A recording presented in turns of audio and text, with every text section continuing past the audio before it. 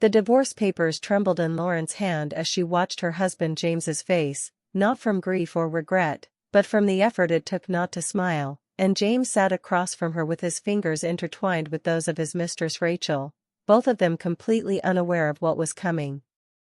James asked with mock concern whether she would really just leave, and Rachel sat beside him on the designer sofa that Lauren had saved 6 months to buy, scanning the room with hungry eyes, lingering on the custom lighting fixtures, the artfully arranged furniture, and the hand-selected decor pieces that had transformed this dated house into something straight out of a magazine spread. Lauren placed the divorce papers on the coffee table and said evenly that she was taking all her personal belongings, and Rachel sighed with satisfaction, running her hand along the velvet armrest and saying that the place was perfect and exactly what she had always wanted, and James waved dismissively and told Lauren to take her old clothes and whatever else, saying her things just reminded him of their miserable time together, and Lauren nodded slowly, not bothering to correct his assumption, and told them the movers would be there tomorrow and that he had agreed to no division of property. Lauren's name was Lauren Turner, she was 29 years old, and she was an interior designer, and this is the story of how she emptied more than just a house. 3 years ago, Lauren had married James, believing they were partners in every sense, and James was 34, worked in construction management, and had inherited his grandparents' house shortly before they met, a place that was structurally sound but had not been updated since the 1980s, all beige walls and scuffed laminate floors, furnished with cast-offs from friends and discount store basics. When they married, Lauren saw potential, and with her design expertise and her savings, she transformed that dated property into something truly special, selecting mid-century modern furniture that complemented the home's bones, installing statement lighting that drew the eye upward, hanging custom window treatments that framed the view perfectly, and she documented every single purchase partly from professional habit and partly because she had learned early in their marriage that James was careless with money. That carelessness extended to their relationship as well, and the little things accumulated over time, dishes left in the sink despite their agreement to share chores, complaints about the meals Lauren had prepared after working 10-hour days, dismissive comments about her obsession with how things looked, but she kept trying because she believed marriage required compromise. What she could not compromise on was discovering his texts to Rachel 6 months ago, and Rachel was 25, a temp in his office with an Instagram feed full of aspirational home decor she could not afford, and their messages made it painfully clear what had drawn her to Lauren's husband, which was access to the beautiful home she wrongly assumed James had created himself. Rachel had written to a friend that James had such amazing taste and that his wife just worked all the time and did not appreciate what he had built, and Lauren saved screenshots of everything, the messages, the dinner dates, the hotel receipts, not for confrontation but for confirmation, because she needed to be completely certain before making her next move. When Lauren finally contacted Rachel directly and suggested they all meet to discuss the situation, Rachel seemed more excited than ashamed and arrived at the house wearing a dress that cost more than she made in a week, clearly purchased specially for the occasion, and she leaned forward with practiced sympathy and said she never meant to hurt Lauren but that when two people connect the way she and James had connected, it was impossible to ignore.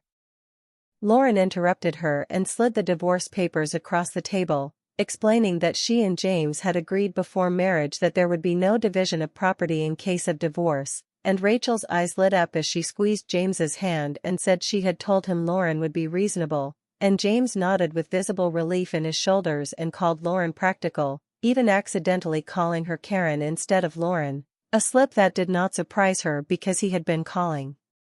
her by the wrong name for months. Rachel stood up suddenly and said she wanted to show herself around because she had so many ideas for the place, and Lauren watched silently as Rachel walked through her carefully curated rooms, trailing her fingers over surfaces and mentally replacing Lauren's presents, admiring the light fixtures and asking whether the dining table was custom, and Lauren said yes, that everything had been specifically chosen to complement the space, and Rachel breathed that she would not change a single thing. And James assured Rachel that Lauren was just taking her clothes and personal stuff, and Lauren nodded, seeing no reason to elaborate, and told them the movers would arrive at 9 in the morning. That night Lauren stayed in the guest room listening to them whisper and laugh in what had been her bedroom, and she did not sleep, instead reviewing her inventory lists one final time to make sure nothing had been overlooked. The movers arrived precisely at 9 the next morning, 2 large trucks and 6 workers from the best moving company in the city, one Lauren often collaborated with for her design clients, and the foreman greeted her by name and confirmed he had received her comprehensive inventory list. James and Rachel emerged from the bedroom still in robes, looking annoyed at the commotion, and Rachel frowned and asked why there were 2 trucks and how many clothes Lauren could possibly have, and Lauren did not answer. She simply handed the foreman her tablet with the complete inventory, and the men worked efficiently, wrapping each piece of furniture in protective blankets, detaching light fixtures with care, and even removing the custom window treatments. It took 20 minutes for James to realize what was truly happening, and he rushed toward the workers who were dismantling the sectional sofa and shouted at them to stop, claiming it was his couch, and Lauren handed him a folder containing receipts for every piece of furniture, every appliance, every light fixture, and every piece of decor, all purchased by her with her own money after they married, and James's face drained of color as he flipped through the pages and sputtered that they had been using these things for years, and Lauren said calmly that usage does not transfer ownership and that they had agreed to no division of property, so she was keeping what was hers. By noon the living room was empty except for the built-in shelves. By 2 in the afternoon the kitchen contained nothing but the cabinets and countertops, and by 4 in the afternoon even the curtain rods had been removed, and James alternated between pleading and threatening, hissing that Lauren would regret this and that he would sue her, and Lauren asked him quietly on what grounds, reminding him that they had agreed in writing and that he would keep what was his and she would keep what was hers.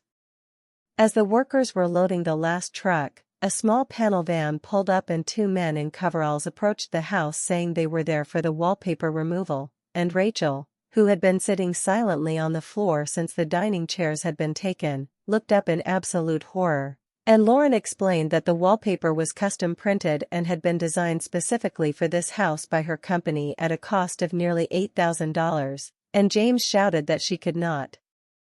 take the walls, and Lauren corrected him and said she was not taking the walls, only what was on them. Just as he had said, she was taking all her personal belongings.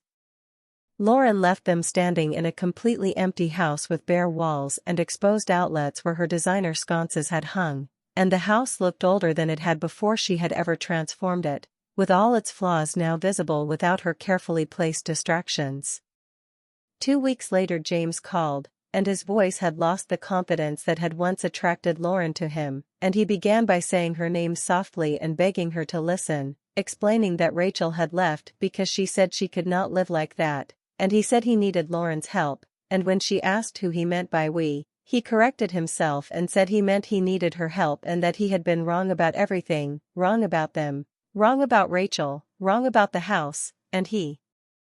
admitted he had not realized how much work Lauren had put into making it beautiful and that Rachel had complained constantly and said nothing was good enough and that the second-hand furniture he had bought looked terrible and that she had not signed up to live in a dorm room. Lauren said that sounded difficult, feeling absolutely nothing, and James asked whether she would consider coming back or at least helping him make the place livable again, and Lauren thought about the furniture now arranged in her new apartment, most of which she had already sold because it carried too many memories, and the proceeds had funded a complete renovation of her new space with pieces that better reflected who she was now, and she told James quietly that she was afraid that was not possible but that she wished him luck with his decorating, and she hung up before he could respond and then blocked his number. The divorce had been finalized a week earlier, ending their marriage officially, and Lauren understood now with complete clarity that some spaces, once emptied, should stay that way.